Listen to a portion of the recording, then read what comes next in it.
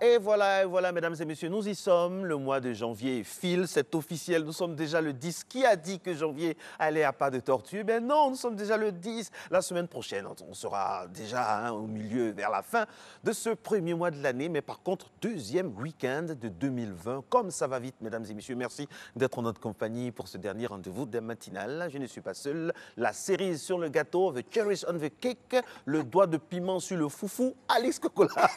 Bonjour Marco, bonjour à vous tous. On espère que ce matin, ce n'est pas du foufou que vous avez au petit déjeuner. Vous allez vous inspirer de ce que l'on va vous présenter dans quelques instants. Et il a parlé de rapidité. Rassurez-vous, on va faire durer le plaisir jusqu'au bout de cette émission à 7h30.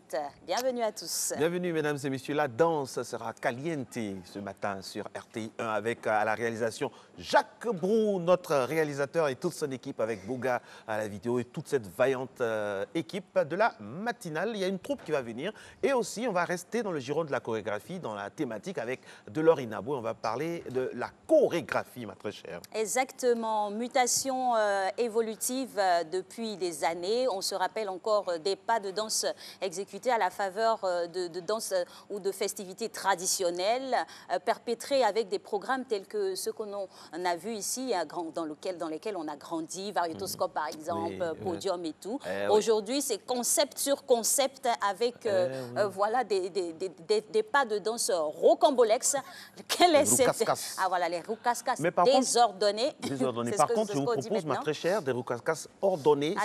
C'est une danse magnifique de notre pays, c'est le patrimoine. Et le président Oufouette aimait associer cette danse chaque fois qu'il y avait des autorités qui arrivaient en Côte d'Ivoire. Voici l'image du jour, la danse du Tématé, mesdames et messieurs. Dans le Grand Ouest. Dans la danse Wobé, dans l'ouest de la Côte d'Ivoire, qui est exécutée par des jeunes filles. C'est un hommage de celles-ci aux esprits, afin que les récoltes soient abondantes. Le Tématé est plus beau en Wobé, c'est ce que ça signifie. Exactement, la louange à la divinité et aux esprits, toujours dans l'esprit de l'Afrique. Voilà, en tout cas, ça nous fait plaisir, ce petit clin d'œil-là, pour tous ceux qui se trouvent du côté de l'Ouest, Diokwe, Manguiglo, Zoukoube, voilà, Zouania. Bisous à vous tous là-bas. Bisous, précisément. Aux gens de Diokwe qui nous regardent de façon religieuse. Figé, je dirais figé. Matin bonheur, matin de la bonne humeur avec au son et à l'image, celui qui gère tout ça, c'est Jacques Brou, alias Jacobi, qui va nous amener maintenant au journal. C'est parti.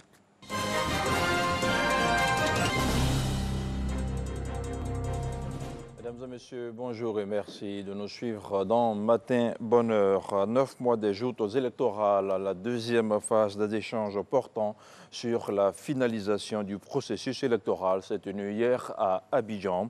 Conformément aux instructions du chef de l'État, le Premier ministre Amadou Gon Coulibaly a reçu les acteurs des partis et groupements politiques. Le sujet de l'encadrement des élections était au cœur des discussions. Alexis Ouedraogo. Comme annoncé par le chef de l'État ivoirien, ce jeudi, à la primature, le dialogue politique reprend dans une ambiance bon enfant.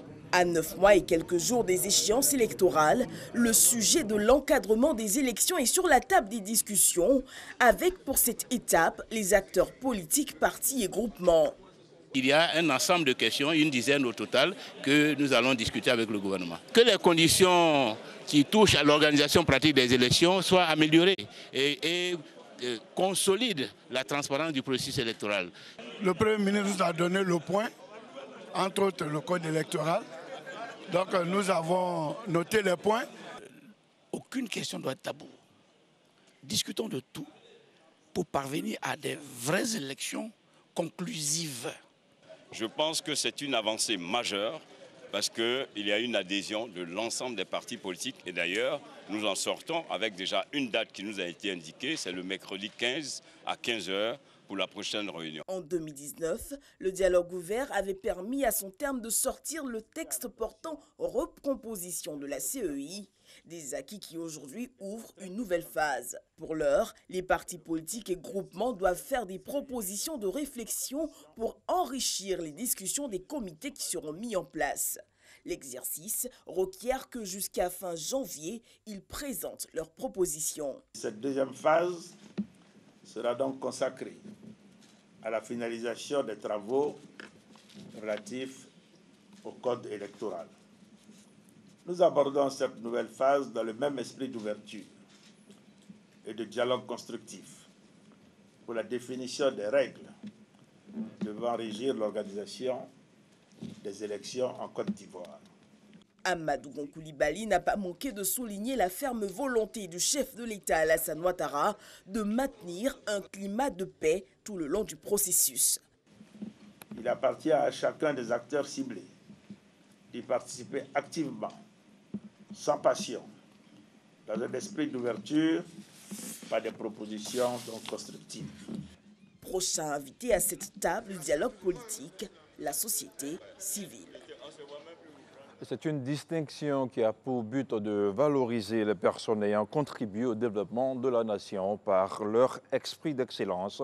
Jeudi, 99 personnalités ont été distinguées par la Grande Chancellerie. Parmi les récipiendaires, 56 citoyens de la République ont été décorés dans l'ordre national et 49 autres dans l'ordre du mérite ivoirien. Les temps forts de la cérémonie avec Jean-Marc Djadji. 99 citoyens reçoivent leurs insignes de la grande chancelière de la République, Henriette Dagri Diabaté. Ce sont 50 personnalités qui sont décorées dans l'ordre national, dont 34 officiers et 16 chevaliers. Pour les 49 autres, ce sont 25 officiers et 24 chevaliers qui sont honorés dans l'ordre du mérite ivoirien. Ils sont récompensés pour leur mérite et leur contribution au développement. C'est l'occasion pour moi de remercier le président de la République et son premier ministre Amadou Gon Coulibaly. Je suis à la disposition de mon pays. Je ne m'attendais pas, je ne savais pas que j'étais suivi par les autorités pour ma modeste contribution au travail du Trésor.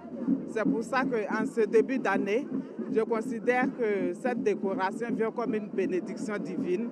Ces moments sont toujours émouvants de constater la reconnaissance de la nation à l'égard des services rendus. Le porte-parole des récipiendaires, Kinapara Coulibaly, a remercié la grande chancelière et le président de la République pour ces décorations. Henriette Dagri Diabaté, par son porte-parole, a encouragé et félicité les récipiendaires pour leur travail. Nous voici au rendez-vous du mérite, le rendez-vous de ceux qui ont apporté leur pierre à l'édifice de la nation. Mes chers récipiendaires, recevoir une médaille sur sa poitrine, donner son cœur pour que la nation y accroche une médaille, c'est le symbole de ce que vous avez déjà donné à notre pays. Tous en vos rangs et qualités, tous dans vos domaines respectifs, au nom du président de la République, je vous félicite. La grande chancellerie de la République, par ses distinctions, veut promouvoir le droit du citoyen à la reconnaissance de son mérite. Un principe prôné par le président de la République, Alassane Ouattara. Et du sport pour terminer, Ruth Bagui, la taekwondo-in ivoirienne débute l'année 2020 avec une bonne nouvelle. Médaille d'or récemment en finale des Grands Prix de Moscou dans la catégorie des moins de 67 kg chez les dames. Elle est désormais la numéro 1 mondiale de la catégorie olympique. Après le classement du mois de janvier publié par la World Taekwondo, 6e en décembre 2019 avec 347 points, Ruth Bagui a engrangé le maximum de points en l'espace d'un mois pour se retrouver au sommet avec 417 points. Classé 3e en décembre 2019, le médaille d'or des JO de Rio 2016, c'est Cheikh Salah, maintient sa position avec 355 points. L'information s'arrête ici, elle revient dans une demi-heure. Merci à vous, Mr. Friday. C'est une belle nouvelle pour notre taekwondoïne Ruth Bagui qui fait honneur comme ça aux 225 et à tout le pays. Voilà. Merci en tout cas. On espère qu'elle aura beaucoup de sponsors pour l'aider. L'accompagnement pour pouvoir se maintenir. C'est très important. Et bien voilà, cette note de sport nous emmène toujours dans le giron du sport aussi. On reste dans cette atmosphère-là avec un condensé de best-of de Fitness Tekali.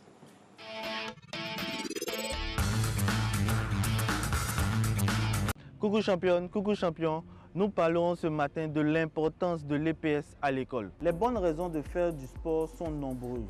À vous de choisir le lieu en fonction de l'activité et de l'objectif. Le sport aide à perdre de la masse, renforcer les os et les capacités cardiovasculaires. De plus, il renforce la motricité, la coordination et la souplesse. L'eau et les aliments sont indispensables à la vie. En moyenne, 3 litres d'eau sont nécessaires, dont 1,5 litre apportés par les aliments. Les aliments doivent être variés et fournir les éléments indispensables à un bon équilibre de l'organisme. Participer au cours d'EPS apporte de nombreux bénéfices. Elle agit ainsi sur 3 facteurs bien distincts que sont le facteur physique, mental et social. L'alimentation correspond à l'ingestion d'aliments, lesquels sont pour la plupart constitués de molécules volumineuses, voire même de cellules entières, animales ou végétales. Faire du sport rime avec bonne hygiène de vie. Vu que notre pratique sportive nous fera transpirer, bâiller, souffler, faire des P et des RO, en somme, le sport permettra à notre corps de se débarrasser de tout ce qui est toxines et impuretés par tous les moyens dont il dispose.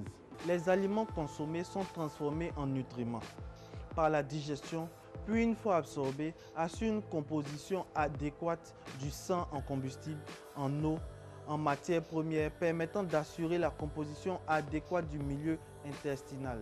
Les salles parfumées démontrent la nécessité de faire du sport à l'extérieur, car leurs désodorisants sont utilisés pour camoufler en fait les odeurs nauséabondes dues aux toxines et impuretés libérées par notre corps. Le sport en milieu scolaire pourrait être utilisé dans le cadre de la réintégration de ces élèves en marge de la société et surtout éviter aux autres de succomber à la tentation. Votre pratique sportive devra obligatoirement bénéficier d'un excellent coaching sportif caractérisé par des coachs diplômés d'au moins un master en sciences et techniques des activités physiques et sportives, car le coach est l'atout premier d'une salle de sport. Du point de vue chimique, toute nourriture, qu'elle soit sous forme de viande, de fruits, de légumes ou autres, contient sensiblement les mêmes types de molécules organiques. Il est par ailleurs recommandé d'éviter tous les endroits ventilés et climatisés. Voyez-vous, le split ou le ventilateur ne renouvelle pas du tout l'air. Lors de notre pratique sportive, la température du corps augmente afin d'améliorer la souplesse, la performance et éviter les blessures. Les sports d'équipe permettent de s'entraîner, de gagner et de perdre ensemble. Ils apportent donc une énergie positive dans la vie et rafraîchissent l'esprit, aidant à voir la vie de façon positive. Une partie des aliments est assimilable, ce sont les nutriments. L'autre partie ne l'est pas, ce sont les déchets qui sont très vite évacués par les selles. Les nutriments sont digérés dans le tube digestif et traversent la muqueuse intestinale puis pénètrent dans le sang. Retenez que les 2 aspects les plus importants pour choisir son lieu de pratique sportive sont la qualité du coaching, pas du tout les muscles, mais le bagage intellectuel des coachs et surtout l'aération de l'espace. Les sports collectifs sont un ensemble de problèmes à résoudre sous forme de jeu. Ils nécessitent la capacité à réfléchir tout le temps. Si on s'en tient à la définition de l'intelligence qui dit « l'intelligence se définit comme la capacité à résoudre un problème nouveau », alors oui, pratiquer l'EPS rend très intelligent. Quand vous avez faim, c'est l'organisme tout entier qui globalise la demande des milliards de cellules qui le composent. La faim est un état corporel caractérisé par des sensations qui vont disparaître qu'à une seule condition, manger. À vous, chers parents, incitez vos enfants à faire l'EPS, à appartenir à une équipe sportive pour de meilleurs résultats scolaires et surtout la fin de ces fléaux. Nous pouvons citer le prix de l'abonnement, la localisation, l'équipement mis à votre disposition et autres. Au niveau du prix, je vous dirais tout simplement que la santé n'a pas de prix. Mais c'est sûr que vous paierez beaucoup plus cher si votre objectif c'est le beau bâtiment et les équipements qui en fait ne servent à rien pour améliorer votre santé. Alors, faites le bon choix. C'était Lanzeni Koulibaly, votre coach sportif de qualité. Le coach sportif de qualité avec sa pédagogie qu'on aime beaucoup depuis le début de cette saison de Matin Bonheur. Allez, c'est le matin, hein, le week-end commence, vous allez aller au travail, vaquer à vos occupations. Est-ce que vous avez déjà choisi ce que vous allez manger ce matin? Eh bien, nous, on a une idée derrière la tête, derrière l'écran. Regardez.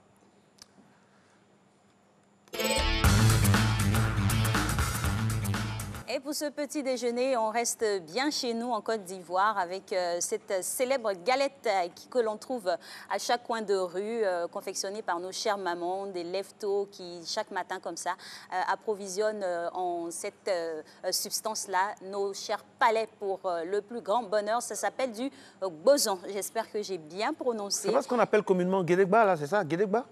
Ouais, le guédegba, c'est plutôt les gros, les grosses boules rondes. Les grosses boules. Voilà. Vous pouvez dire à la nation ce que vous avez dit tout à l'heure hors micro, le nom là? Je pense que je vous l'ai dit, hein, donc on peut le dire ensemble. Non, c'est vous qui avez dit. Bon, il y a un nom assez subjectif.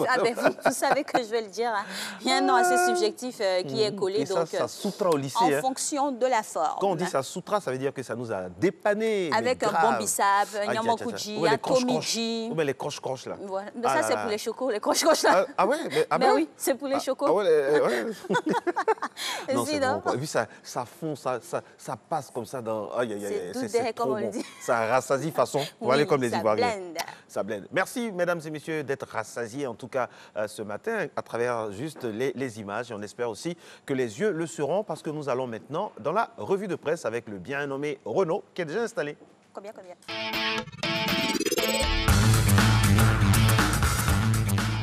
Bonjour Renaud. Bonjour Renaud. Eh oui, pour cette fin de semaine, on démarre la revue de presse avec les présidentielles 2020 et les acteurs politiques qui se sont parlé hier. Oui, c'est ce qu'indique Fraternité Matin avec cette une. Le débat sur le code électoral est ouvert. À cette occasion, le Premier ministre a échangé hier avec les partis d'opposition. Présent à cette rencontre, Pascal Afi Nguessan, président du FPI, Maurice Kakou Gikawe, secrétaire général du PDC-RDA, et Adama Bictogo, directeur exécutif du RHDP, saluent l'initiative selon le journal pro-gouvernemental. Et après la classe politique, le chef du gouvernement reçoit aujourd'hui la société civile. Décidément, ça faisait du bien de voir nos politiques ensemble pour une fois, et le jour plus en parle également.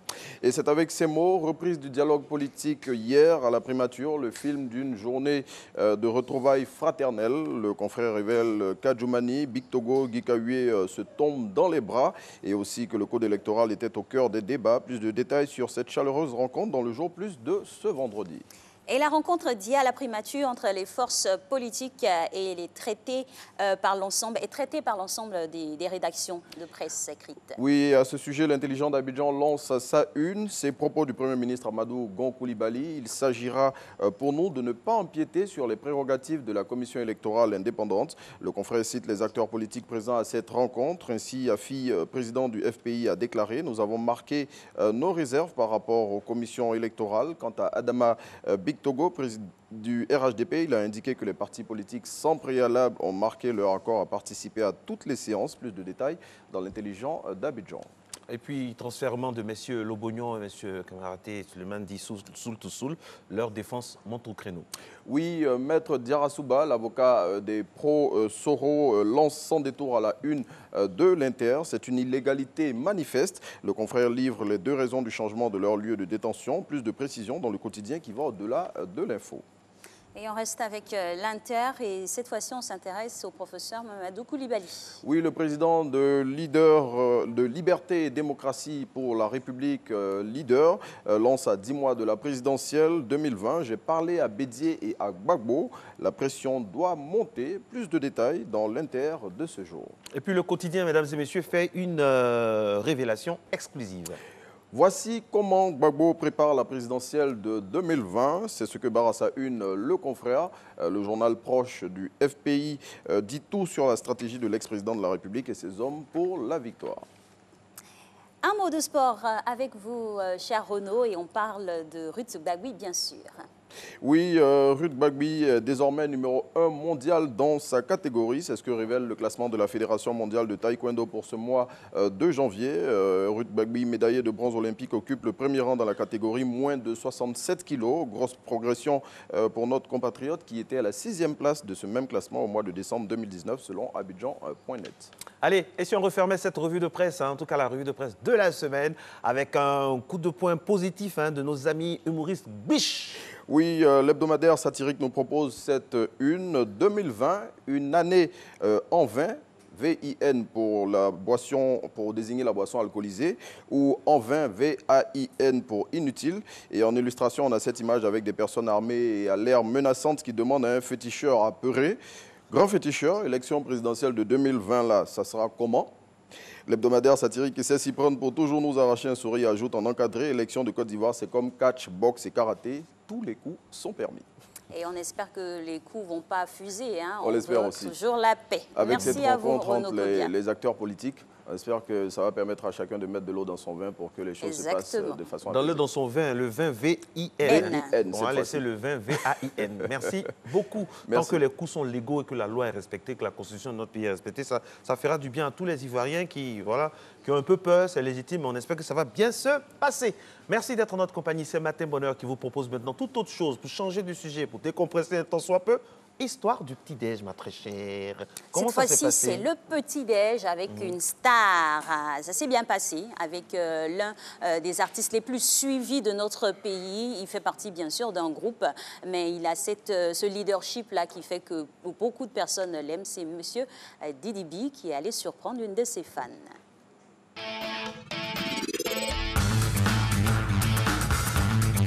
Salut, Alice et Marco, avec l'équipe du Matin Bonheur. Moi, c'est Floriane. On va faire une surprise à ma soeur Yasmine qui aime tant Didi B depuis fort longtemps. Et là, je suis tellement stressée, j'ai peur parce que là, ça sera une surprise de off avec l'équipe du Matin Bonheur. Là, on attend la surprise. Sur tous les sons, ça respecte si facilement. Inimini, tu me connais bien. 13 kilos dans le caleçon. J'ai valeur dans les leçons. Sur tous les sons. Yo, salut Alix et Marco.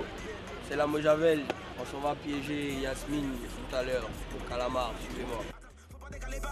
Ça devient très intéressant. Inimini dit d'arrêter les blabla. Arrête de dab, ça va pour ton papa. T'as comme le son, tu ne fais que dab dab. Pourquoi tu dab? Mais pourquoi tu dab sur tous les sons? Pourquoi tu dab sur tous les sons? Pourquoi tu dab sur tous les sons? Ce n'est pas très intéressant. Pourquoi tu dab sur tous les sons? Ça devient très embarrassant. Shadow Crise, ça refait les sons. Ton lourd, j'en ai bassant. Pourquoi tu dab sur tous les sons? Pourquoi tu dab sur tous les sons? Pourquoi tu dab sur tous les sons? Pourquoi tu dab sur tous les sons? Ça devient très embarrassant. Ouais, bonjour la mémé. C'est comment? T'as préparé ce qui est commandé là, non? Waouh, une bonne petite étape. Bien, mais super. Nous, maman, mais aussi. Au Calamar. Donc, 2 poissons, beaucoup de kécha. T'as dedans? Voilà. Cool. À tout à l'heure. T'as mis l'huile là au feu? Oui, elle a mis au feu.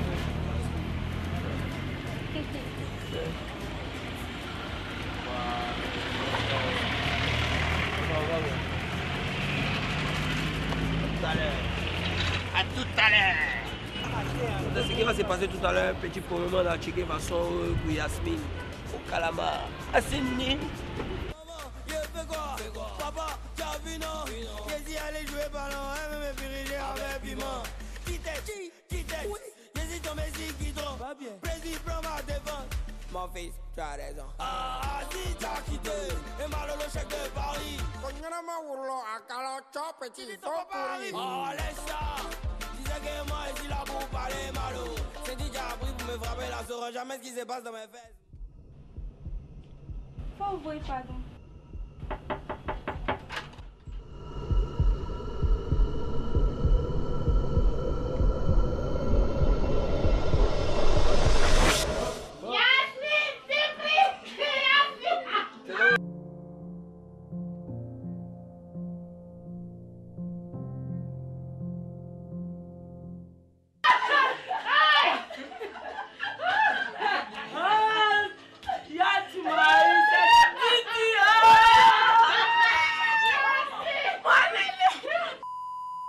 Vous m'avez fait la surprise. Waouh, ça va. Yo, je sais même pas comment il est. Bah, j'ai lâché, j'ai acheté des poissons, tu dois tout ça, on va manger 5 minutes.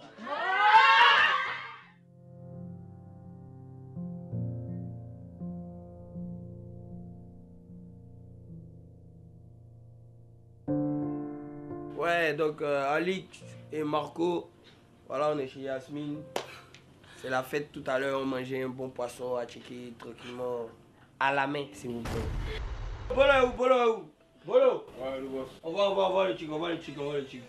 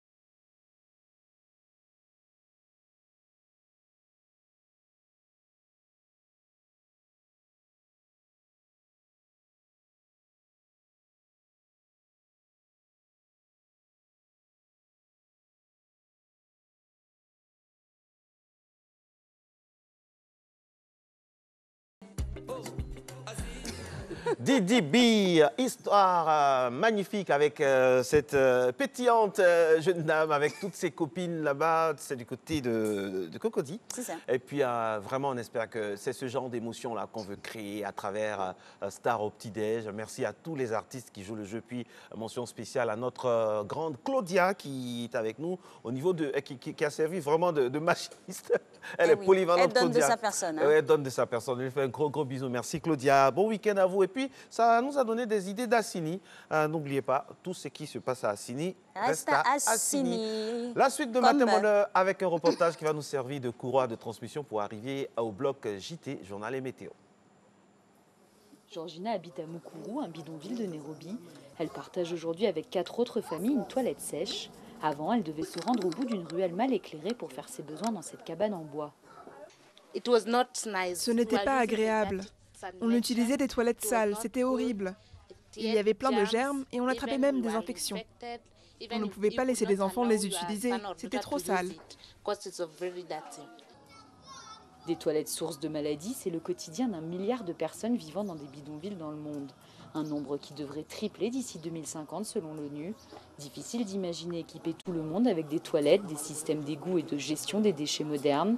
En attendant, Georgina et ses voisins utilisent des toilettes propres et écologiques créées par une société basée au Kenya. Avec des toilettes sèches comme nos toilettes, pas besoin de construire d'égouts. Vous pouvez imaginer les efforts à déployer pour installer des égouts dans une zone aussi densément peuplée. C'est pratiquement impossible. Autre avantage de ces toilettes sèches, le recyclage des excréments dans un pays où peu de déchets sont retraités. Grâce à ces nouvelles installations sanitaires, les excréments sont recyclés en engrais bio vendus à des fermiers, avec la promesse de voir leur rendement augmenter de 30%. Cet engrais est moins cher que les autres et nourrit bien la terre. La plante grandit beaucoup plus vite et surtout donne beaucoup de fruits. Les attentes sont fortes, les promesses aussi. L'usine de recyclage se donne pour objectif de traiter 200 tonnes d'excréments par jour, soit 10% des excréments de la capitale kenyane d'ici 1 an. Et voilà, de retour du Kenya ici à Abidjan, nous allons faire encore une petite escale pour vous parler de cette belle fête culturelle traditionnelle célébrée juste à côté de nous, du côté du Bénin. Le 10 janvier au Bénin, on célèbre la fête traditionnelle du vaudou. Voilà. Oui, c'est une religion originaire de l'ancien royaume du Dahomey, donc en Afrique de l'Ouest, bien sûr, parfois assimilée à des pratiques occultes éclatées en de multiples communautés. Cette religion d'ordre cosmique, issue des cultes animistes africains, est toujours largement répandue au Bénin et au Togo, comme dans le célèbre marché des féticheurs à Lomé. Et de nombreuses personnes viennent du monde entier afin de vivre et de découvrir tout ce qui s'articule autour du vaudou. Voilà, on salue tous ceux qui nous regardent du côté du Bénin, de Porto Novo, de Cotonou, de Natitengu, de partout, de Djekankwevi, de Kandévié. Voilà, on dit tout. Allez, quadriller le pays. C'est parti.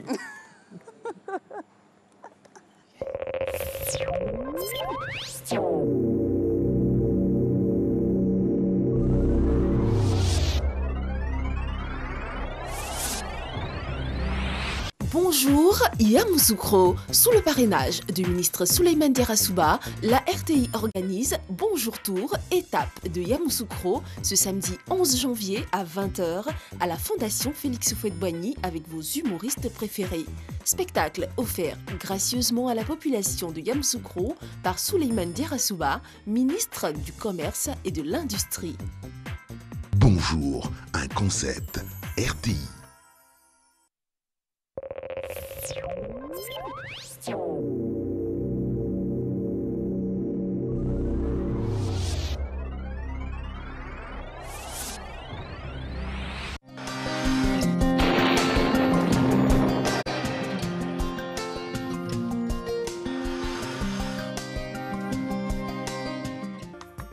Mesdames et messieurs, bonjour.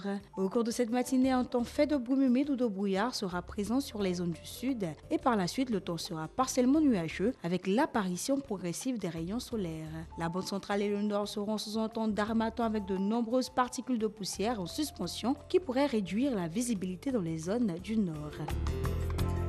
Pour les variables de cette matinée, 23 degrés à Abidjan et à Dieké, 21 degrés à Bondoukou, 18 à Boaké, 19 degrés à Daloa, Dimbokro et Gagnoa, 15 degrés à Korogo, 11 degrés la minimale à Mans, 12 degrés à Odiné, 23 à San Pedro Sassandra, 22 degrés à Tabou et enfin 17 degrés à Yamoussoukro.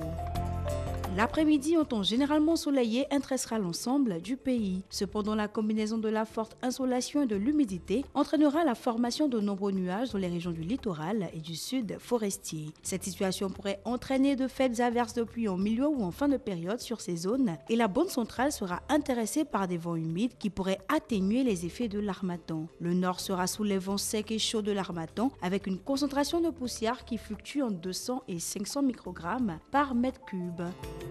Pour les variables de l'après-midi, 32 degrés à Abidjan et à Dieké, 34 degrés à Bondoukou, Boaké, Daloa et Dimbokro, 33 à Gagnoa, 35 à Korogo, 31 degrés à Mont, 34 à Odiné, 32 degrés à San Pedro Sassandra et Tabou et enfin 34 degrés à Yamoussoukro. Merci de nous avoir suivis. Très belle journée à toutes et à tous.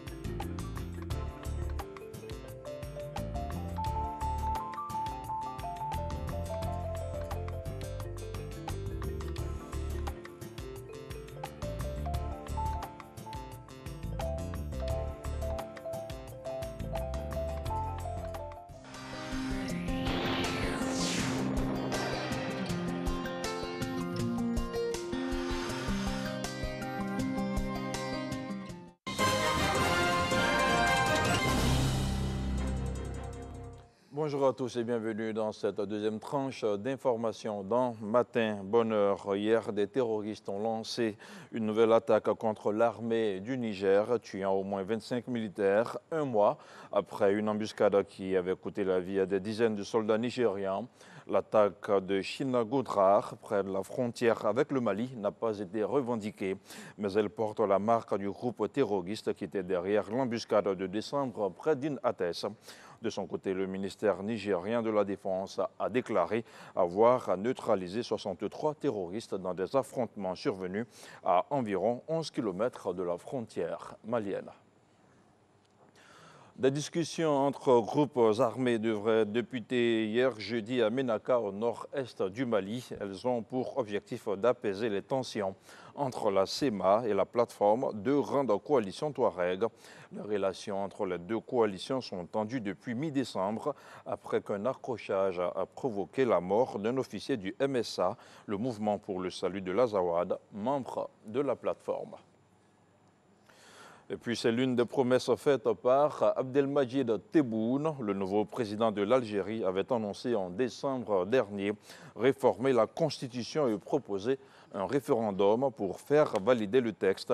Une commission de 17 personnes, dont une majorité de professeurs de droit, vient d'être nommée le 8 janvier dernier. La commission a donc 2 mois pour remettre des propositions au nouveau président. Des consultations devraient avoir lieu avec d'autres acteurs politiques avant publication d'un texte final soumis au vote des Algériens.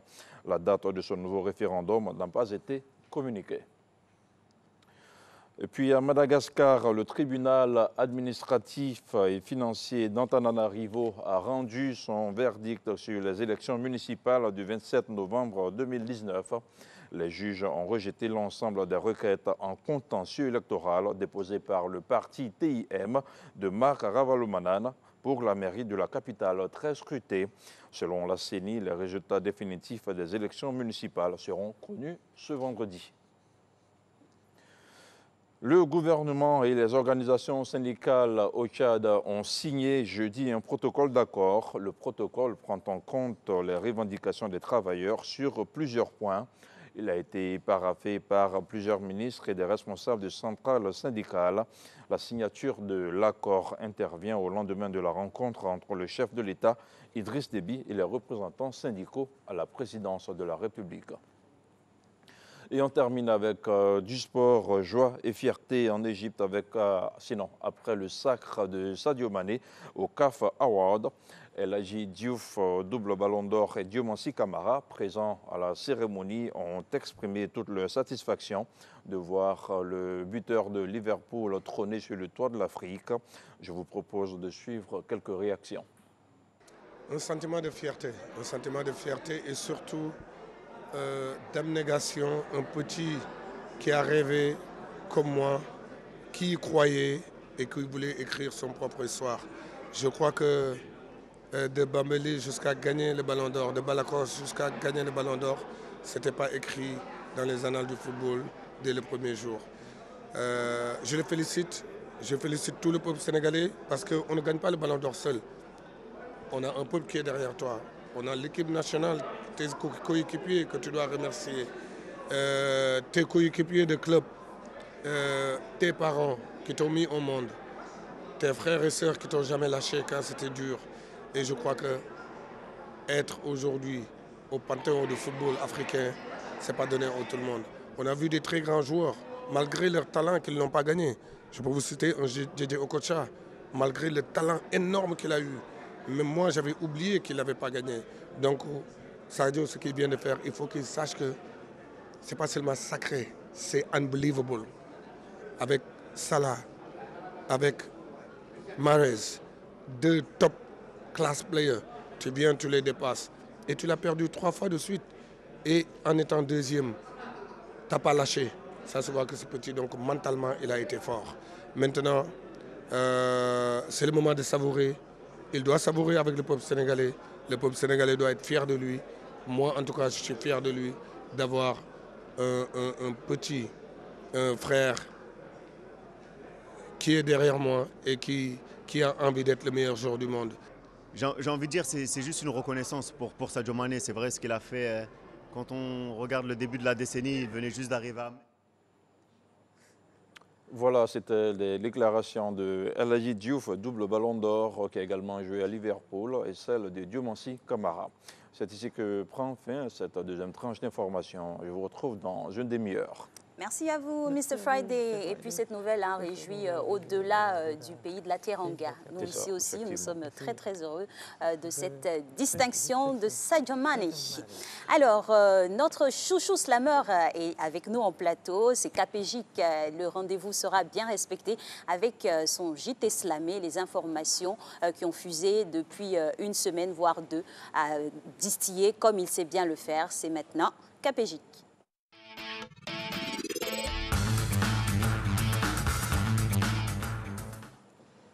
2020, on t'a comment?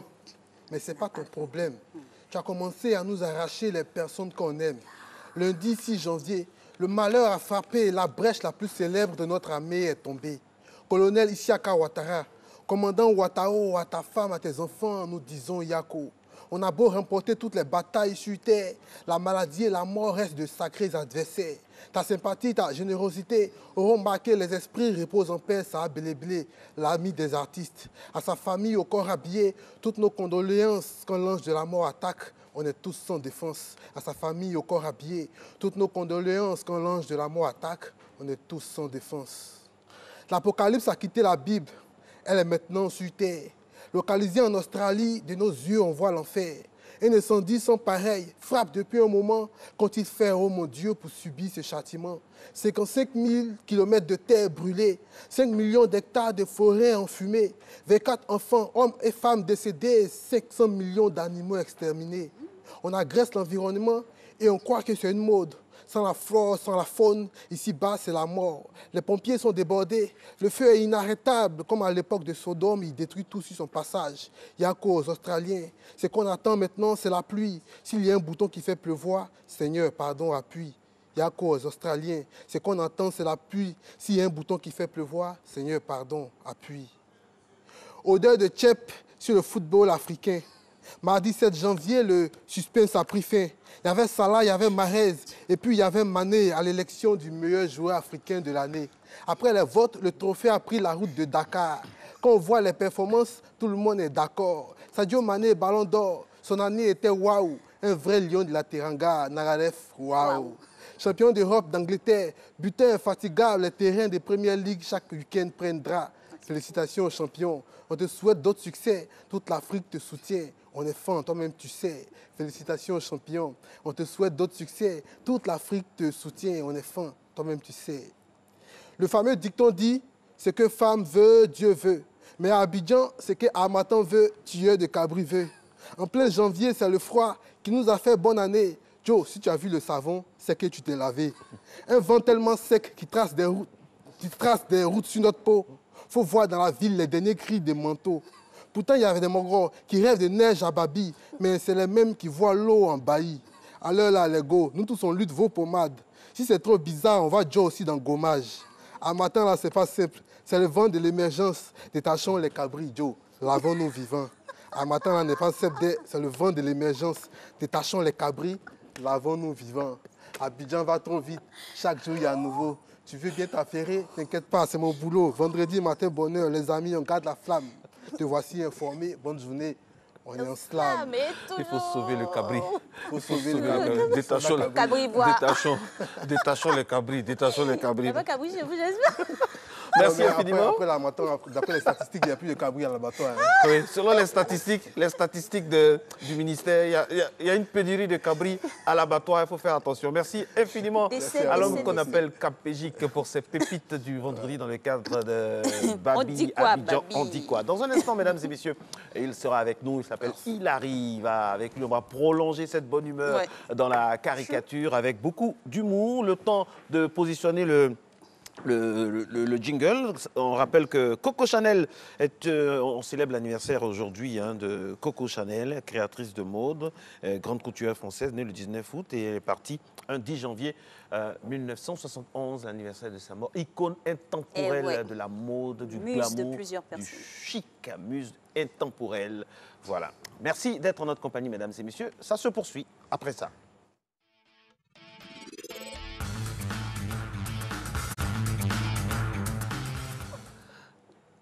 Eh oui, c'est à vous. Bonjour. Alors, bienvenue donc à l'actualité dessinée par Biche.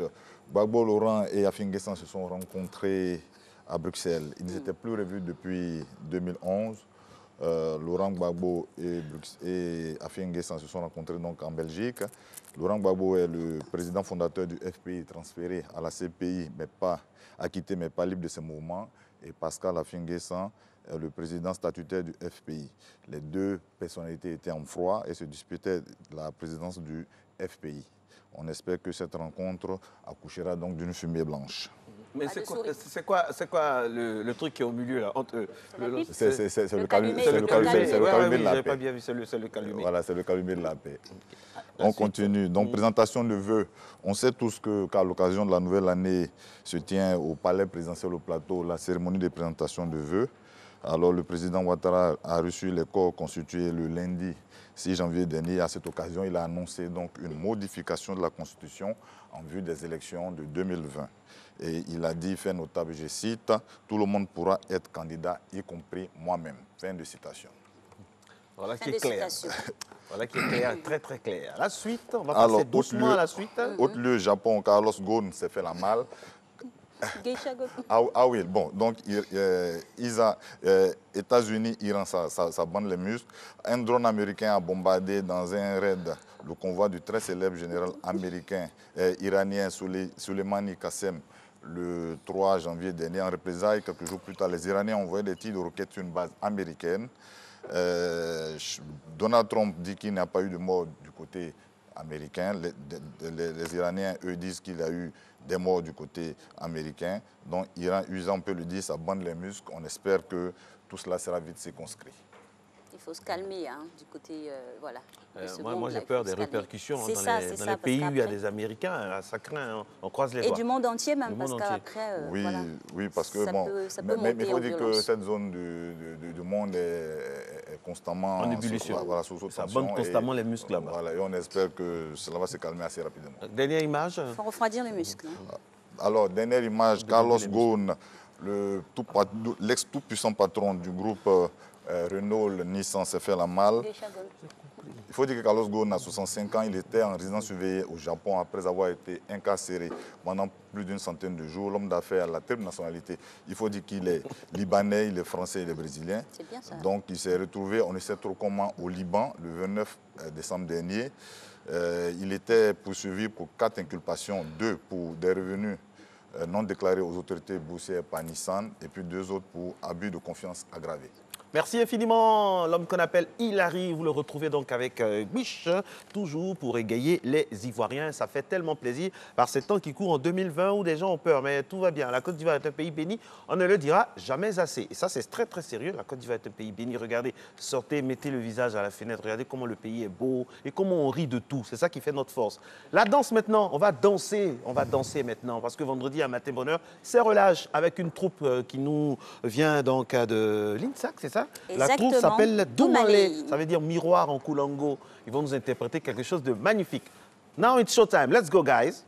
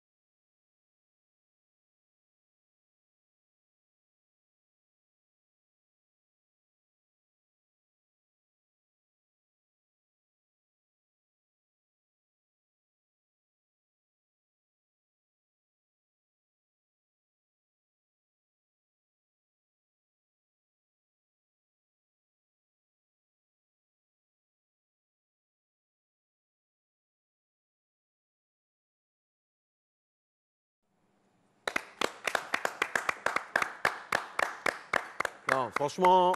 Ça mérite valablement des acclamations. Oh là là, il est où le responsable? Il est où le responsable? Doumalé, le responsable, M. Yao Nikoko Herman, qui nous rejoint maintenant sur ce plateau et qui va sûrement nous commenter ce que l'on vient de voir là, qui était sensationnel. Monsieur Yao, mais chapeau quoi. Mais c'est magnifique.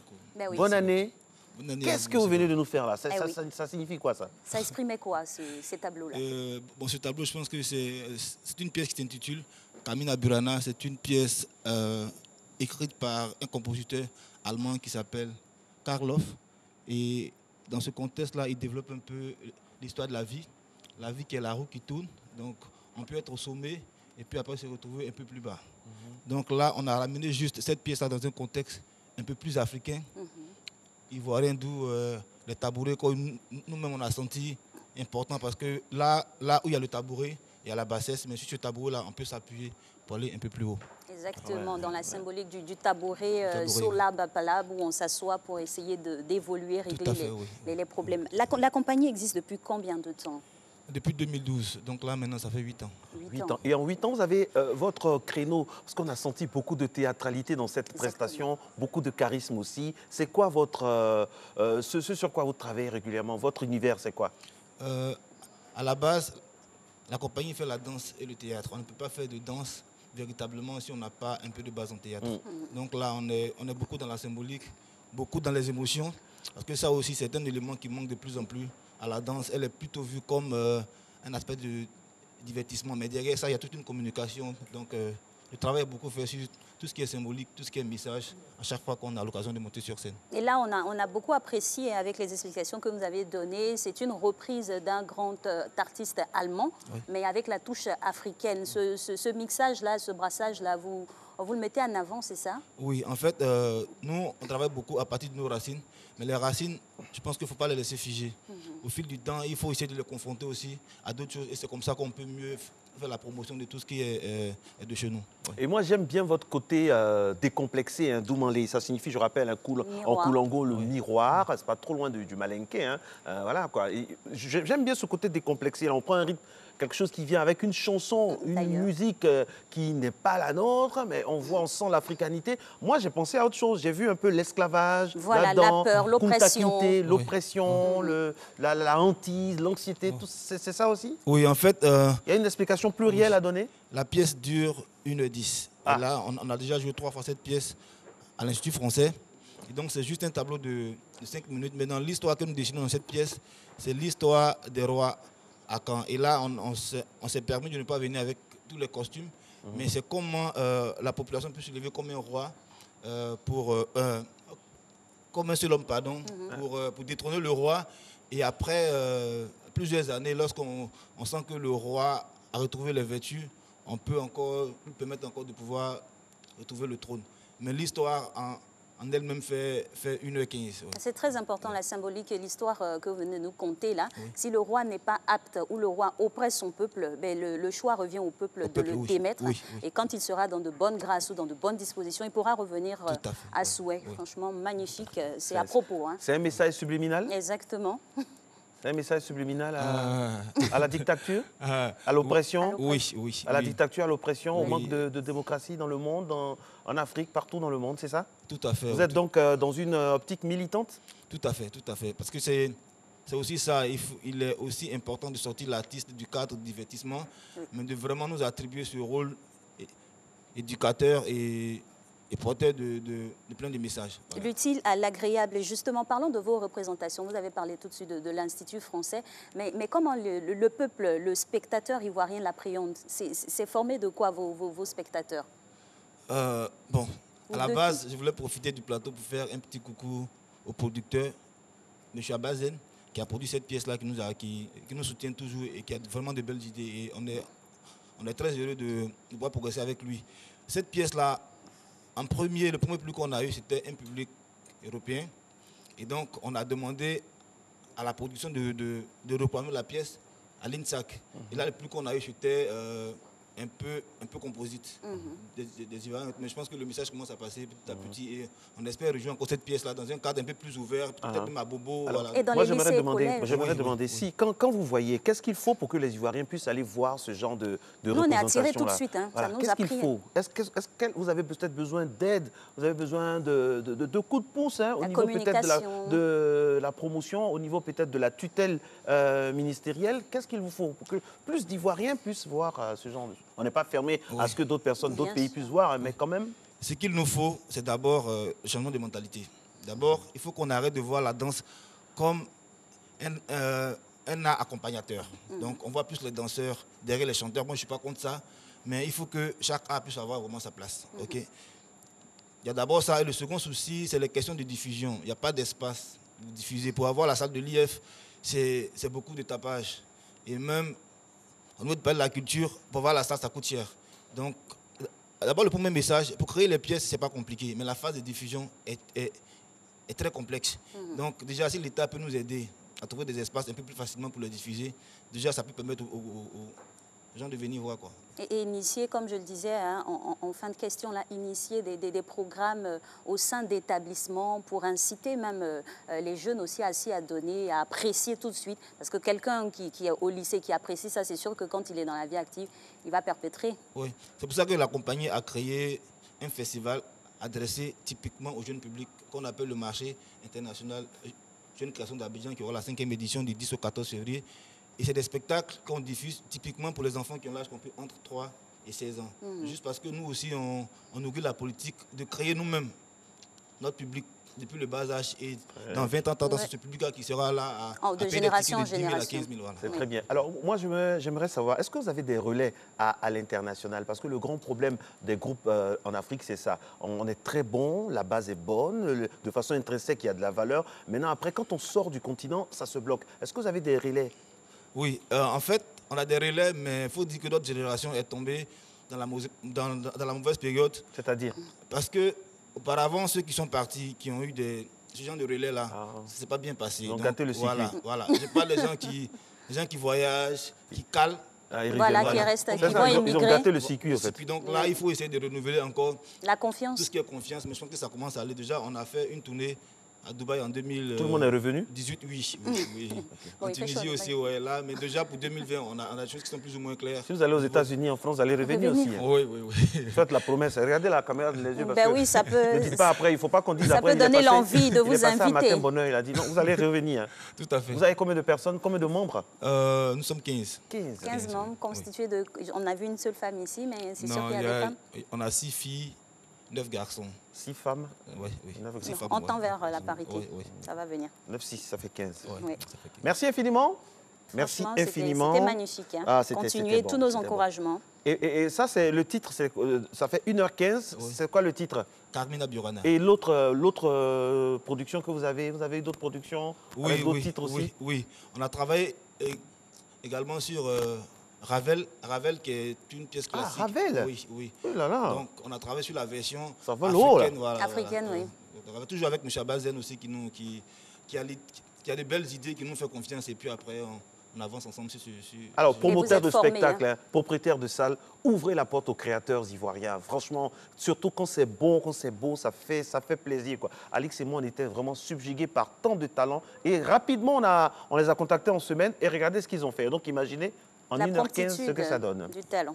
En tout cas, merci à vous, monsieur Yao. On a apprécié ce tableau-là de votre compagnie dont le nom est Doumanlé. Et que le miroir vous fasse briller partout. Amen. Merci. Je sens que le monsieur a envie de donner un numéro. Hein. Bon, on va aller. Allez, donnez le numéro. Ok, d'accord. Nous sommes au 58 38 03 69 au 07 01 75 55. C'est dans votre cadeau de début d'année. Merci beaucoup. Merci beaucoup. Matin Bonheur, on est toujours gentil. Le temps que Mr. Friday s'installe, on aura la dernière tranche d'informations et notre consultant Gold est déjà en studio. Avec lui, on parlera de la chorégraphie au fil du temps, comme ça, voilà, au Rocascas des Ordonnées. Qu'est-ce qu'on a vu sur tout le parcours? C'est dans quelques instants, juste après le flash.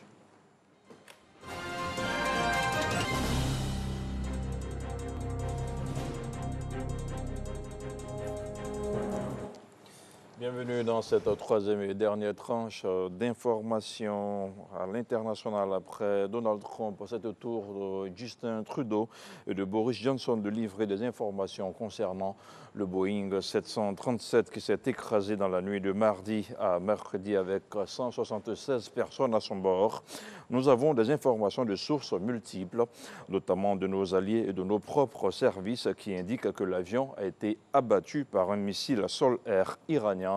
Ce n'était peut-être pas intentionnel, a affirmé Justin Trudeau jeudi lors d'une conférence de presse à Ottawa. Selon le dernier bilan, 63 Canadiens figuraient parmi les victimes du crash, une thèse soutenue une heure plus tard par son homologue britannique Boris Johnson. Jeudi, en fin d'après-midi, Donald Trump avait lui fait part de sa suspicion sur l'origine de l'accident. De leur côté, les autorités iraniennes ont affirmé que la rumeur selon laquelle l'avion aurait été abattu par un missile n'avait aucun sens. L'Iran a invité l'Ukraine en tant que propriétaire de l'appareil et Boeing en tant que fabricant de l'avion à participer à une enquête. Téhéran indique être prêt à associer à l'enquête des experts de tous les pays ayant perdu des ressortissants dans la catastrophe. Le juge au procès pour viol de Harvey Weinstein à New York a refusé jeudi de se récuser comme le demandait la défense. Les avocats de Weinstein avaient écrit mercredi au juge James Burke pour lui demander de se retirer de l'affaire. Il se plaignait des commentaires du juge lorsqu'il a menacé d'emprisonner Weinstein pour avoir ignoré une ordonnance du tribunal interdisant d'envoyer des textos depuis la salle d'audience. Harvey Weinstein est accusé à New York d'avoir violé une femme dans une chambre d'hôtel de Manhattan en 2013 et d'avoir agressé sexuellement une autre femme, Mimi Alei, en 2006. S'il est reconnu coupable, il pourrait être condamné à la prison à vie.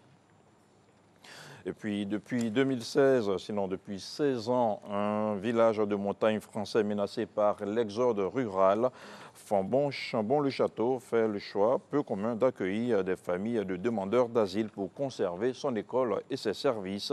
Mais ces hommes, femmes et enfants ayant affronté guerre et persécution, une route de l'exil périlleuse, souffrent parfois de l'isolement. Dans cette commune des confins de la Lozère, le département le moins peuplé de France. Toujours en France, familles, autorités responsables du culte ont rendu hommage jeudi aux 4 victimes juives de l'attentat contre l'hyper Karcher à Paris il y a 5 ans. La cérémonie a pris la forme d'une protestation contre la décision de justice rendue au sujet du meurtrier présumé de Sarah Halimi.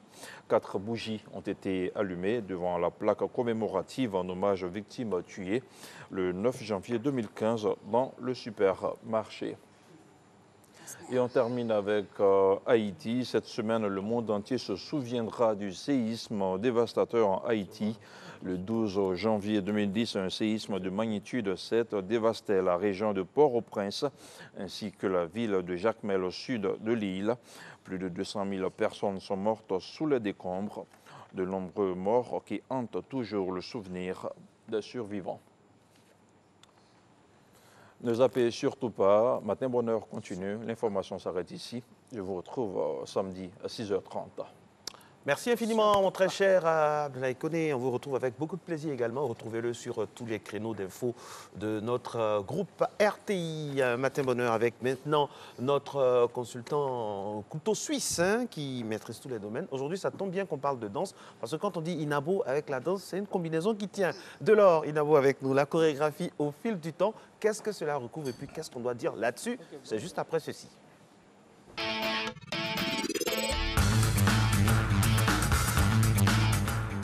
Il est avec nous, bien installé, on espère. Bonjour Inabo Delors. Bonjour Alix, bonjour Marcela. Alors on parle de chorégraphie, déjà on va essayer de définir ce que c'est que la chorégraphie comparativement à la danse.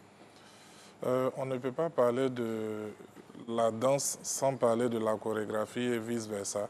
Parce que la danse c'est la discipline, la chorégraphie c'est le style avec lequel on exprime la discipline en question. Enfin, la chorégraphie c'est un ensemble de figures, de juxtaposition de figures pour pouvoir faire passer le message qu'on veut véhiculer.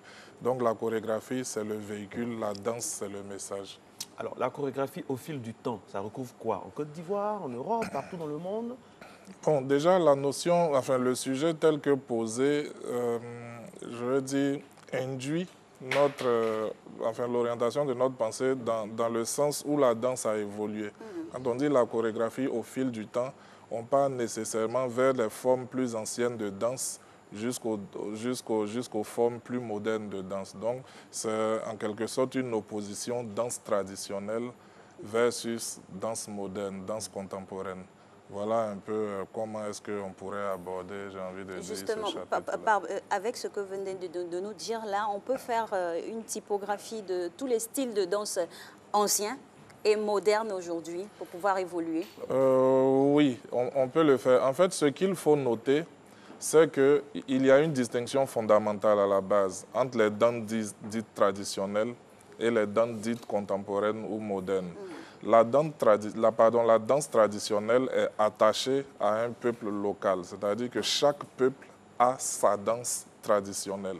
Le Bété ne danse pas comme le Baoulé ne danse pas comme les Fon au Bénin ou au Togo, qui eux-mêmes ne dansent pas comme les Afrikaners ou les Nigérians, etc., etc. Donc, chaque localité a quelque chose qui lui est propre.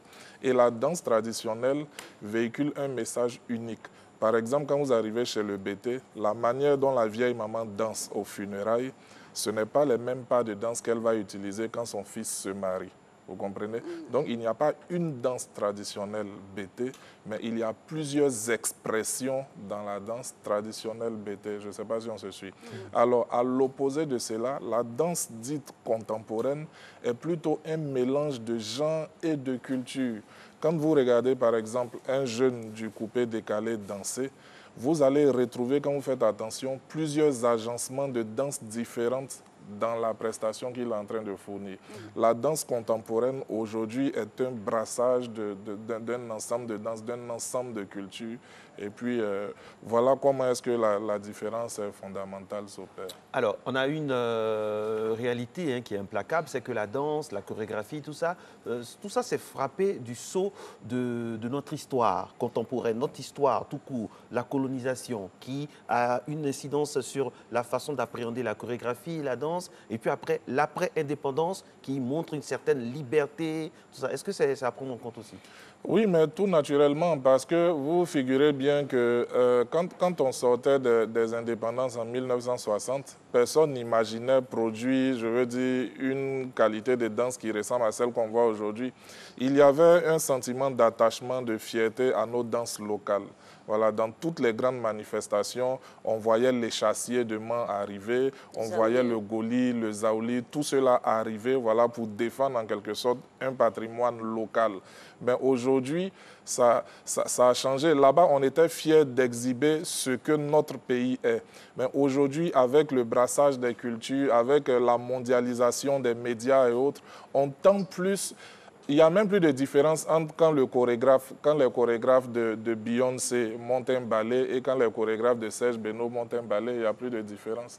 Voilà, les cultures se sont imbriquées, si bien qu'aujourd'hui, on tend vers une danse censée être universelle. Donc oui, au soleil des indépendances, il y avait des danses qui manifestaient notre liberté, notre fierté d'appartenir à là d'où nous venons. Mais aujourd'hui, il y a un brassage tel qu'il n'y a plus de repères géographiques pour les danses. Ça semble être quelque chose d'universel qu'on peut comprendre partout.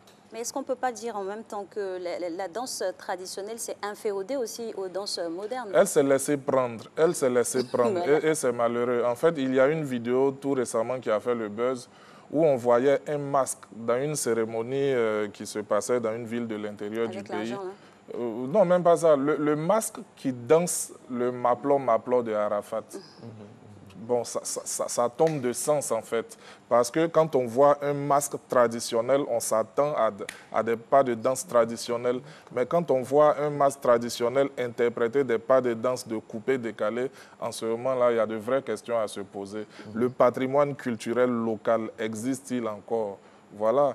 Est-ce qu'aujourd'hui, si le masque même censé être le garant de la continuité de la tradition ne se sent plus fier d'exécuter des pas traditionnels et provoque la clameur quand il exécute des pas de coupé décalés, c'est qu'il y a un problème. C'est qu'il y a un problème. Dans ce que vous avez dit tout à l'heure, M. Delors, j'ai entendu patrimoine. Et moi, ça me ramène au président Félix Houphouët-Boigny, qu'on peut considérer comme l'un des plus grands chorégraphes de tous les temps. Un grand amoureux de la chorégraphie, Ernesto Djedje, Ipi Tombi qui vient en Côte d'Ivoire. On a aussi des groupes, Aïcha connaît un moment qui ne dansait pas.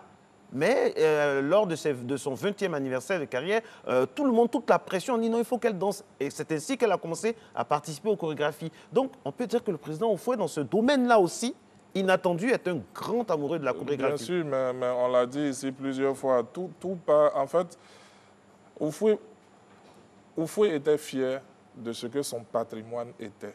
Voilà, ça, il faut le relever. Il en était fier.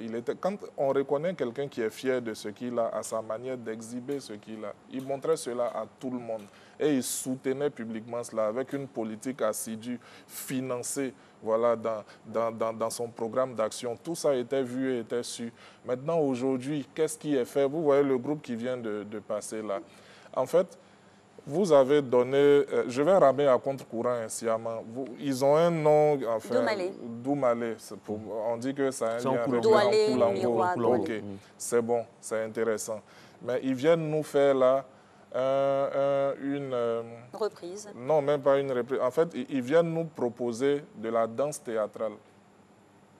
Moi, quand j'ai entendu Doumalé et quand je les ai vus se préparer là-bas dans les vestiaires, je m'attendais à revoir, puisque j'ai fait environ 10 ans à Bondoukou, je m'attendais à revoir, à les voir exécuter les pas de danse de Lobby. Non, c'est un résumé de 5 minutes. Non, je viens. C'est pas ça, c'est le style même qui a été abordé. C'est une danse théâtrale, c'est une chorégraphie dramatique. En fait, c'est comme une pièce de théâtre qu'on exécute avec des pas de danse pour raconter une histoire. Ce style-là, je suis désolé, la doctrine peut aller dans tous les sens, mais il n'est pas d'ici. Il est d'inspiration occidentale. Il a bien précisé. Hein. Voilà, maintenant puisqu'on revient à... Est-ce que c'est interdit? C'est pas interdit, mais quand on parle de promotion... Non, quand on parle de promotion, en fait, comme vous disiez tout à l'heure, personnellement, je dis bien personnellement, j'aurais plus œuvré à maintenir la continuité dans la promotion de ce qui est local. Et rester fermé au monde? Non, en fait, on n'a pas besoin d'être fermé au monde. En proposant au monde ce qu'on a, ce n'est pas se fermer à lui. Mais ils ont proposé au monde avec les pas du monde, avec une touche d'africanité. Qu'est-ce qu'il y avait d'africain? Non, mais c'est là qu'on vous dit que c'était... Monsieur Delors, c'est là qu'on vous dit qu'il y avait... C'était 5 minutes. Ils ont un spectacle magnifique d'1h15 minutes. Si vous regardez en 1h15, vous pouvez parler. Là, vous pouvez pas... On peut les juger sur la base de... J'ai parlé sur 5 minutes. C'est ce qu'on m'a proposé. Et justement, parlons de... Mais parlons de ce brassage-là. Allons plus loin. Non, allons plus loin, toujours sur le même sujet, s'il vous plaît. Allons toujours plus loin sur le même sujet. On va parler d'africanité. Peut-être que vous allez faire allusion aux vêtements qu'ils ont... Excusez-moi d'être incisif. Je veux justement faire une critique. Oui, mais soit dit en passant, ce n'est pas le seul spectacle. Ouais, et on ne peut pas les juger sur les 5 minutes qu'ils nous ont proposés. Ce n'est pas eux que je juge. Je juge la thématique abordée, en fait. Voilà, pour relever certains détails. Alors, toujours pour parler de l'africanité, vous voyez, on a réussi à créer une confusion de genre en faisant penser que le pagne, ok, est africain. Il n'est pas africain, je l'ai dit. Il n'est pas africain. Le bazin n'est pas africain. Oui, le pagne tel qu'il a été présenté n'est pas africain. Et le tabouret? Le tabouret, il y a des tabourets au Japon. Mais il y en a aussi ici. Voilà, donc ce n'est pas typiquement, voilà, etc. Voilà. Le tabouret, il est plus vieux que là où il est apparu en Afrique, j'ai envie de dire. Alors, ce que je veux résumer en pointant du doigt cette séquence qui nous a été présentée, c'est qu'aujourd'hui, et c'est ça justement ma thèse ce matin, la danse dite contemporaine est en train de phagocyter ce que nous avons de culturellement local. C'est ça la réalité. Vous allez voir un spectacle d'1h15, comme ils ont dit. Le spectacle va plus ressembler à une mutation du traditionnel vers un standard moderne. En fait, c'est à là que nous sommes en train d'aller aujourd'hui. Alors, c'est là que moi, je veux vous arrêter pour vous dire qu'au fait, nous sommes en 2019. L'époque aussi, nous sommes en 2020, pardon. Voilà. Et il y a l'environnement qui a changé. Il y a les réseaux sociaux, il y a tout. Moi, personnellement, ça ne me gêne pas de voir un groupe qui allie local et international. que ce soit la direction, que ce soit dans le sens inverse, dans le sens d'un côté ou de l'autre, mais c'est bon à prendre aussi. Est-ce que vous avez une fois assisté à une chorégraphie japonaise? Laissez-moi finir, c'est bon à prendre. Même les chorégraphies, les Chinois étaient en Côte d'Ivoire ici, j'ai assisté à une représentation chinoise où ils ont intégré le Goli. C'était au Palais de la Culture ici. Mais pourquoi notre tout, on veut être fermé? Pourquoi vous voulez sectariser? Il faut qu'on arrive à s'ouvrir au monde aussi quand même. En fait, la notion de fermeture et d'ouverture est celle qui nous pose problème. On a l'impression que quand on veut montrer ce qu'on est et ce qu'on a, malgré l'avancement des années, on est fermé. On n'est pas fermé. Ce n'est pas parce que je continue de parler de moi, je continue de montrer ce que je suis, malgré le temps qui passe, que je suis fermé. Ça n'a rien à voir. Par contre, celui qui utilise ce qu'il est et qui mixe cela à ce que les autres sont ne fait pas nécessairement preuve d'ouverture. Il crée quelque chose de nouveau. Mais il n'y a pas de complexe à continuer de s'assumer tel qu'on est, je précise, tel qu'on est. Mais on est dans un monde aussi, on est dans un monde, on n'est pas quelque part où on est seul dans un pays. Diversité. Tout le monde n'est pas la Corée du Nord. Non, la diversité n'est pas un frein. Tout le monde n'est pas la Corée du Nord. La diversité dans le maintien des particularités n'est pas un frein à l'évolution des choses. Mais c'est ce qu'ils ont fait. Mais aujourd'hui, qu'est-ce que vous préconisez? On est dans un monde évolutif. Donc, qu'est-ce que vous préconisez? On sectarise la danse d'ici, c'est ici. Ceux qui viennent d'ailleurs aussi, c'est ailleurs. Et pas de brassage. Chacun présente ce qu'il a présenté. En fait, regardez, suivez ce que je vais vous dire. Quand vous regardez un film japonais, vous allez voir la musique de soutien. Tout n'est pas japonais à 100% dans les films japonais. Je vais citer. Je dis, vous allez voir que la musique de soutien est en règle générale une musique japonaise. Quand vous prenez un film d'Amérique du Nord, vous allez voir que la musique de soutien est une musique raï ou bien à consonance arabe, quelque chose comme ça. Il y a j'ai envie de dire, des traces fondamentales qu'il faut maintenir dans tout art et toute culture, quelle que soit l'évolution du temps. Je ne suis pas contre le brassage des cultures, mais je suis pour une affirmation maintenue des particularités locales. Est-ce qu'on se comprend? Si je suis d'accord avec le fait qu'il faille progresser en intégrant, je suis contre le fait de diluer ce qui est local au motif que, ou bien sur la base de l'argument que le monde est évolutif. Je refuse d'accepter qu'on considère que ce que nous détenons est primitif et que le monde doit s'ouvrir à d'autres choses. Mais s'ouvrir à quoi? Vous comprenez? Ce que vous appelez autre chose, c'est la particularité d'autres personnes. Vous comprenez un peu? Sachons garder l'essentiel de ce que nous avons comme culture, même si nous devons y adjoindre des particularités venant d'horizons divers. C'est ça ma pensée. Et quel serait votre panacée? Mais il faut toujours continuer de travailler. Bon, par exemple, là, ma grande fierté, par contre, avec le groupe qui vient de passer, j'apprends que c'est un groupe qui a été formé dans notre école nationale des beaux-arts. Vous voyez? Je veux tirer mon chapeau à cette école. Parce que quand vous allez dans cette école, on apprend aux gens à maîtriser ce qui vient d'ailleurs, mais on leur apprend aussi à avoir une parfaite maîtrise de ce qui est ici. Et ça, c'est salutaire. Regardez, même quand vous passez devant les beaux-arts, l'icône de cette école-là, c'est aujourd'hui Ernesto Djedje. Vous comprenez? On n'a pas mis un Chris Brown ou bien Elvis Presley là. Non, c'est-à-dire, peu importe ce que tu découvriras à l'intérieur, mais une fois que tu passes devant l'École nationale des beaux-arts, tu es ramené systématiquement à un pilier de la culture locale. C'est ça mon message. En fait, moi, ce que je veux que vous puissiez comprendre aussi, M. Diolo Inabo, c'est que le Ernesto Djedje dont vous parlez là, Ernesto Djedje, c'est une inspiration multiple et multiforme, mais il s'habillait dans une tenue européenne. Pas d'ici. Pas d'ici, ça c'est un. Il avait des sonorités, il y avait des cuivres, il y avait tout. C'était pas des instruments typiques d'Afrique. Mais malgré ça, aujourd'hui, il est dans l'intemporalité. Donc c'est pour dire que moi je suis contre. Il faut être contre le protectionnisme culturel et s'ouvrir au monde. Dans ce qu'ils ont fait, ils n'ont rien dilué. Ils nous ont montré des tableaux. Et c'est ça, c'est le plaisir des yeux à nous maintenant de se retrouver là-dedans.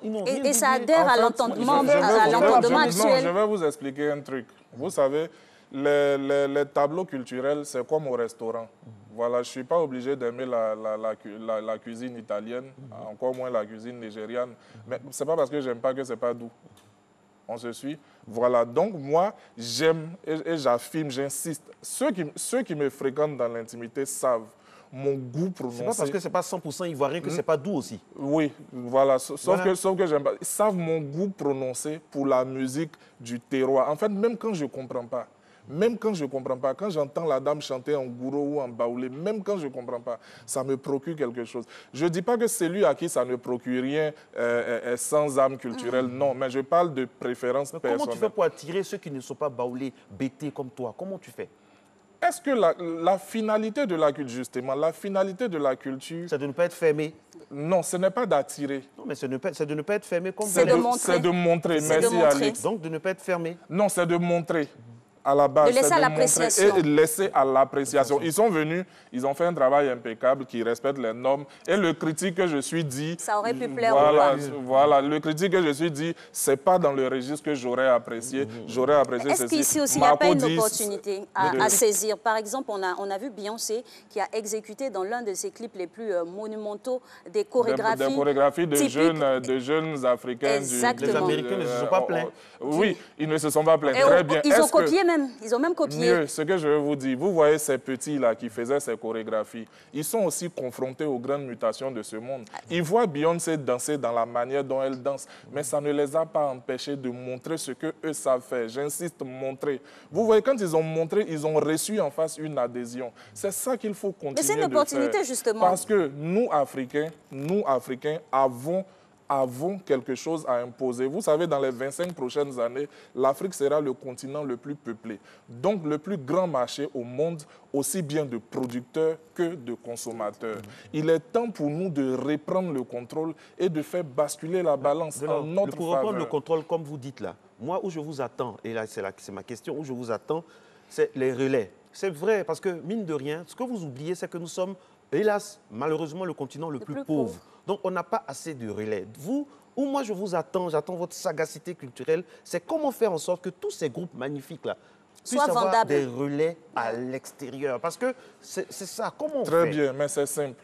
Qu'est-ce qui a marché dans le cas de ces petits dont on parlait que Beyoncé est venue chercher? Je vais vous expliquer. Entre cette partie de l'Afrique et nous, notre partie en Afrique de l'Ouest ici, le gap est très grand.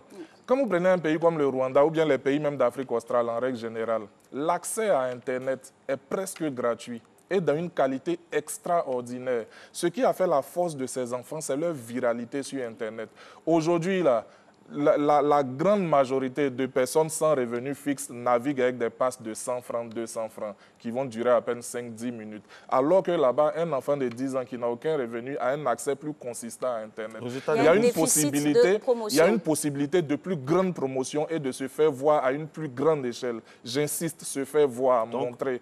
Alors, ce qu'il faut développer, c'est les moyens de se montrer. Quand on a la possibilité de se montrer au plus grand nombre, on a plus de chances. Et quand on se montre aussi au plus grand nombre, il faut montrer qu'on est polyvalent. C'est ça aussi qui est important. Il ne faut pas montrer que comme on vient de Côte d'Ivoire, ce que les gens vont voir, c'est vrai, ce sera de Côte d'Ivoire, mais de Côte d'Ivoire qui est rallié, qui se rallie au monde, de Côte d'Ivoire qui peut faire aussi de l'oriental. Là, je vois votre sourire qui montre qu'il faut venir comme on est, avec ce qu'on a, c'est ça? Oui, aussi, mais je ne suis pas contre, je ne suis pas contre l'intégration. Je dis que je suis pour montrer ce qui nous est propre. J'insiste là-dessus. Sinon, je ne suis pas contre le brassage. Retenons bien cela. On va suivre le début de votre intervention. C'est tout comme. Je suis un adepte du protectionnisme culturel quand on vous entend parler. Je l'assume. Maintenant, vous dites que vous n'êtes pas contre. Je ne suis pas contre le brassage. Qui êtes-vous justement? Je suis celui qui... Qui êtes-vous finalement? Présentez-vous réellement. Qui êtes-vous? Je suis celui qui est pour... Critique de... Voilà, je suis celui qui est pour la démonstration de ce que nous avons en interne. Je suis celui qui est pour la démonstration de ce que nous avons en interne. Donc vous préconisez quoi à ce niveau-là? Il nous reste quelques minutes. À ce niveau-là, justement, la télévision que nous avons aujourd'hui devrait pouvoir définir, et ça je vais vous inviter un jour à nous proposer un thème dans ce sens, devrait pouvoir définir des quotas de diffusion en termes de musique, de vidéoclips, de films, tout ça réservé aux productions locales. Dernière question, vous occupez d'un artiste, de plusieurs artistes. Est-ce que vous avez des plans de chorégraphie pour l'artiste? Mais si vous voyez nos... Répondez à la question, oui, monsieur. Mais bien sûr, ça s'étudie. Et vous étudiez ça comment? Vous assistez à toutes les chorégraphies? Il y a un thème pour chaque chorégraphie? Bien sûr. Si vous avez Là, vous travaillez sur quelle chorégraphie actuellement? Si vous avez assisté au tout dernier concert de l'artiste auquel vous faites allusion, mais où ceux qui ont assisté vous diront avec fierté ce qu'ils ont vu en termes de chorégraphie. Vous-même, vous savez danser?